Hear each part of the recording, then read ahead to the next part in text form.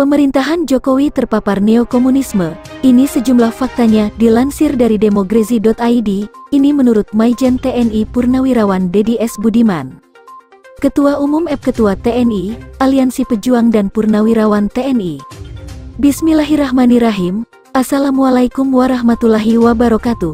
Jika kamu berbuat baik, berarti kamu berbuat baik untuk dirimu sendiri. Dan jika kamu berbuat jahat, maka kerugian kejahatan itu untuk dirimu sendiri. Al-Quran, Surat Al-Isra ayat 7.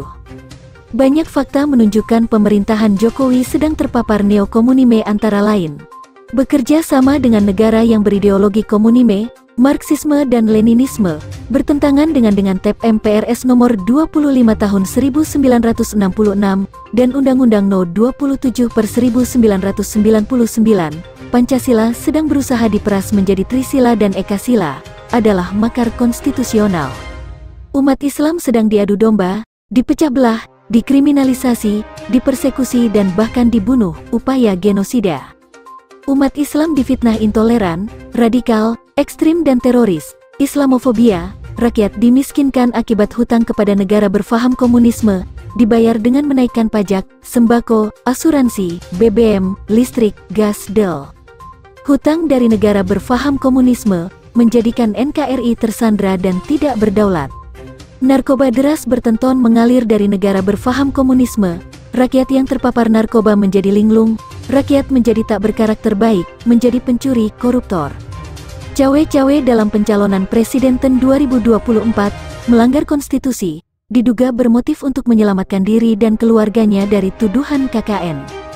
Menerbitkan Peraturan Presiden No. 17/2022 dan Impres No. 2/2023, dengan menyatakan PKI adalah korban gerakan tanggal 30 September TEN 1965, artinya TNI serta umat Islam adalah pelaku pelanggaran HAM berat, akan segera diproses hukum. Diduga pemerintah yang terpapar neokomunisme sedang melakukan perang asimetris di semua aspek kehidupan berupa ancaman nirmiliter yang berimplikasi terhadap bubarnya NKRI.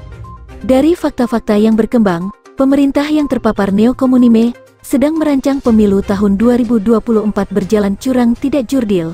Ini ancaman nirmiliter yang segera nyata. TNI dikerdilkan menjadi pembantu lembaga lainnya, sehingga lupa dan lalai sebagai penyelamat bangsa, penyelamat keutuhan wilayah dan penyelamat kedaulatan NKRI yang berdasarkan Pancasila dan UUD 1945. Sehingga TNI tidak sadar bahwa NKRI sudah dan sedang dijajah oligarki pengusaha dan oligarki partai politik yang terpapar neokomunisme. Prajurit TNI profesional yang sadar dan peduli terhadap ancaman nirmiliter, khususnya ancaman neokomunisme, malahan didolimi, malahan dikodiklatkan, sementara prajurit yang mendustakan sumpah prajurit, yaitu prajurit yang tidak setia kepada NKRI yang berdasarkan Pancasila dan UUD 1945, prajurit yang pekerjaan menjilat pemerintah yang terpapar neokomunisme, malahan kariernya cemerlang.